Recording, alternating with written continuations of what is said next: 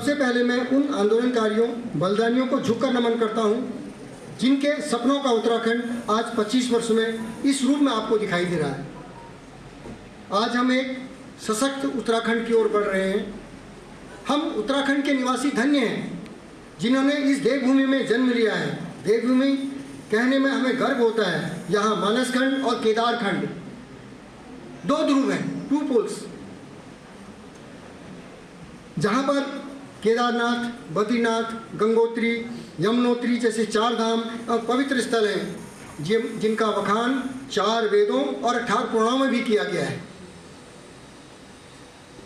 सबसे जो पुराना पुराण है मत्स्य पुराण है, जिसमें उत्तराखंड के एक पवित्र स्थान बताया है और जहाँ पर भगवान विष्णु ने मत्स्य का अवतार लिया था। स्कंद पुराण, पद्म पुराण और ब्रह्म पुराण में भी उत्तराखंड का विशेष वर्णन है, जहाँ पर पूजा, यज्ञ, संगीत और नृत्य की पूजा की जाती है। इसी के साथ 4 वेदों ऋग्वेद, यजुर्वेद, सामवेद, अथर्ववेद, सरस्वती का बद्रिकाश्रम, जहाँ पर उत्तराखंड देव दर्शन होते हैं। इन वेदों में भी उत्तराखंड राज्य का वर्णन है। मेरे सामने हमारे इतिहासकार खड़े हैं, मैं कहीं गलत हो तो आप बता दीजिएगा।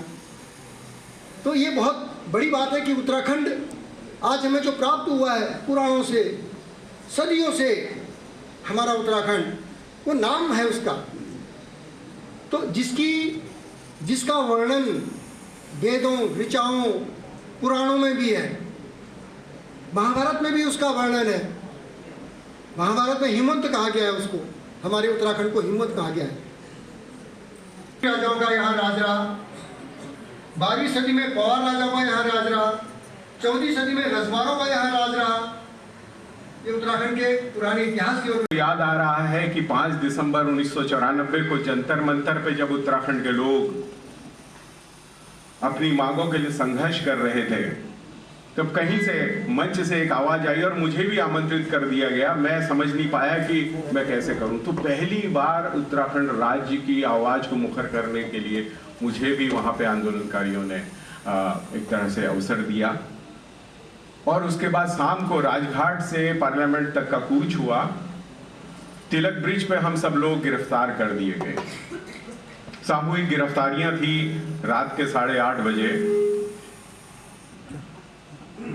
मैं समझता हूं कि न जाने कितने लोगों ने उस संघर्ष में एक तरह से अपनी भूमिका निभाई, और वो सारे लोग आंदोलनकारी नहीं कहलाए। जैसे मैं कभी आंदोलनकारी नहीं कहलाया, नहीं मैंने सरकार के वो सर्टिफिकेट लिए। और न जाने ऐसे कितने लोग थे। मैं आज भी जिन गिरदा को भी याद किया जा रहा है, उनको भी उत्तराखंड की सरकार ने कोई सर्टिफिकेट नहीं दिया कि ये आंदोलनकारी थे, जबकि वो आधार स्तंभों में से ऐसे बहुत सारे लोग थे। जब ये आंदोलन चल रहा था तो बहुत सारा एक तरह से विमर्श था समाज के भीतर। कुछ कह रहे थे कि राज्य नहीं बनना चाहिए, कुछ कह रहे थे राज्य बनना चाहिए, और ये कहा जा रहा था कि आरक्षण विरोधी आंदोलन के रूप में उभर करके आया है, ये उसकी जड़ें वहां पर है। मित्रों, शायद हम अपने इतिहास को बहुत जल्दी भूल जाते हैं। आज जरूरी है कि 25 वर्षों में हम एक बार फिर से याद करें कि ये परिकल्पना इस भारतीय गणतंत्र के भीतर कैसे आई, और हमारी संस्कृति, हमारा भूगोल, हमारे जनजीवन, हमारी शैली बिल्कुल अलग है। इसलिए हमें आप इस ब्रिटिश भारत के भीतर एक अलग प्रोविंस के रूप में, एक अलग राज्य व्यवस्था के रूप में अधिकार दीजिए और हमें अलग करिए। तो सोचिए 1928 में पहली बार उत्तराखंड के लोगों ने, जब न तो आरक्षण जैसी कोई कल्पना थी, न किसी भी तरह की कोई व्यवस्था थी, तब इस बात की कल्पना की। उसके बाद ये मामला चला गया और भारतीय मुक्ति संघर्ष आगे बढ़ा। पूरा उत्तराखंड राज्य जहां पहुंचना चाहिए था, वहां हम लोग कहां पहुंचे, ये एक 25 वर्ष बाद देखने का समय है। इसी तरह से मैं समझता हूँ निजी तौर पर मेरी भूमिका क्या है, आपकी भूमिका क्या है, हम सब लोग किस काम के लिए नियत थे, हैं, और किस भूमिका में हम आगे बढ़ सकते हैं, बढ़ा सकते हैं, वहाँ हम कहाँ पर हैं, निजी तौर पर हम क्या और कर सकते हैं, इसको देखने की ज़रूरत है। और तीसरी बात कि जो भी सपने हमने देखे राज्य स्थापना के बाद, राज्य स्थापना से पहले, उनमें हम लोग कहाँ पहुँचे और मेरी क्या भूमिका हो सकती है, इस पर काम करने की ज़रूरत है। क्योंकि बहुत लंबे भाषण देने का समय है भी नहीं। और मुझे पता है आप सब लोग जो यहाँ पर उपस्थित हैं 35 वर्ष से ज़्यादा के लोग हैं।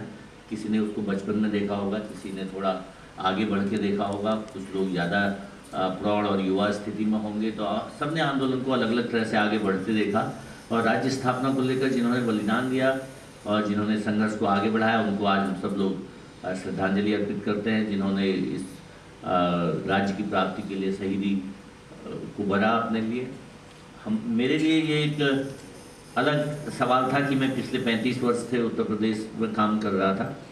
कई बार ऐसे ही राज्य स्थापना संबंधी विषयों पर ऋषिकेश में, देहरादून में, अल्मोड़ा में, नैनीताल में, अलग अलग जगह के आयोजनों में मुझे भी बाद में प्रतिभागिता करने का मौका मिला। तो मैं ये देखता था कि हम लोग ये कहना चाह रहे हैं राज्य बन गया, काम नहीं हो रहा है ठीक से, तो किसी और की तरफ उंगली उठाते थे हम लोग, या उठाते हैं, अभी भी कोशिश करते हैं किसी और को जिम्मेदार ठहरा दें। तो ये भूमिका कैसे बदले, एक दूसरे से जुड़कर एक दूसरे की मदद करते हुए आप सब लोगों को मैं आह्वान करता हूँ कि हम इस वर्ष विशेष में और आगामी वर्षों में उत्तराखंड राज्य की जो हमारी विकास की नीति है उसको आगे बढ़ाने में मदद करें, विशेषकर अपनी भूमिका में, जहाँ पर हम जिस भूमिका में हैं वहाँ पर उसके साथ न्याय करें। धन्यवाद।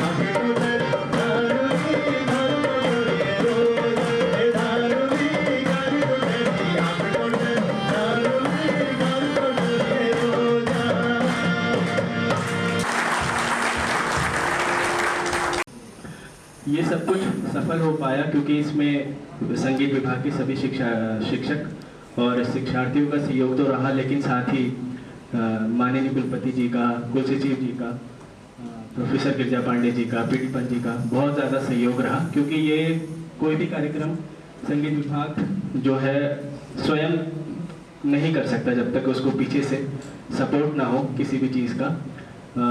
मैं कुछ लोगों का नाम लेना चाहता हूँ, जैसे कि रजिस्ट्रार ऑफिस में निर्मल जी हैं, उन्होंने भी काफ़ी सहयोग किया। और मेरी ओर से आप सभी को बहुत बहुत बधाइयाँ। और इसके साथ ही 150 वर्ष वंदे मातरम गीत को लिखे वे 7 नवंबर 1875 को लिखा गया था। और उसके बाद फिर ये बाद में बंकिम चंद्र चटर्जी की पुस्तक आनंद मठ में भी आया, लेकिन लिखा गया था ये प्रारंभ में ही, और प्रारंभ में 2 ही स्टेंजा लिखे गए थे। हाँ, जब पुस्तक आई थी उसमें 6 स्टेंजा थे, तो जो 2 स्टेंजा गाने का प्रचलन रहा, फिर अब हम पूरे 6 स्टेंजा गा रहे हैं, तो इसके बारे में भी कभी चर्चा होगी। तो वंदे मातरम गीत की जो 150वीं वर्षगांठ है, इसकी भी मैं आपको बहुत बहुत बधाइयाँ देता हूँ। विषय को प्रारंभ करने वाले हमारे प्रिय कुल सचिव जी हेमराज भट्ट जी, और विषय के विस्तार में जाने वाले प्रोफेसर गिरिजा पांडे जी। तो गिरिजा सर का तो आप जानते ही हैं कि बहुत ही डीप नॉलेज है, वो इस संघर्ष में खुद भी शामिल रहे हैं। उन्होंने उत्तराखंड राज्य आंदोलन के लिए बहुत, क्योंकि हमारी तो चर्चा होती रहती है, मुझे मालूम है, वो लगातार मतलब न केवल तन मन धन सबसे लगे रहे हैं, उन्होंने नैनीताल में लगातार आंदोलनों में सक्रिय भूमिका निभाई है। इसके अलावा राज्य स्तर पर और केंद्र स्तर दिल्ली तक जाकर के उन्होंने भूमिका निभाई। उसकी एक थोड़ा सा संकेत उन्होंने यहाँ दिया था, कभी उस पर विस्तार से चर्चा होगी तो फिर वो बताएंगे। और लगातार अखबारों में भी वो लिखते रहे हैं, तो ये एक बहुत अच्छा अवसर था। उन्होंने आपको बहुत से सारगर्भित बातें बताई हैं। इसके अलावा हमारे शशांक जी, संगीत विभाग की जो बहुत सुंदर प्रस्तुति रही है, खास तौर पर संगीत विभाग के शिक्षकों और शिक्षार्थियों द्वारा जो प्रस्तुति दी गई है। इसके अलावा हमारे यहाँ पर सभी निदेशकगण मौजूद हैं, सभी सह प्राध्यापक, सहायक प्राध्यापक, हमारे सब कर्मचारीगण, हमारे आईसीटी स्टाफ के सभी लोग, हमारे वीडियोग्राफर विभू जी, और ये सब लोगों का मैं बहुत हार्दिक धन्यवाद करता हूँ, बधाइयाँ देता हूँ।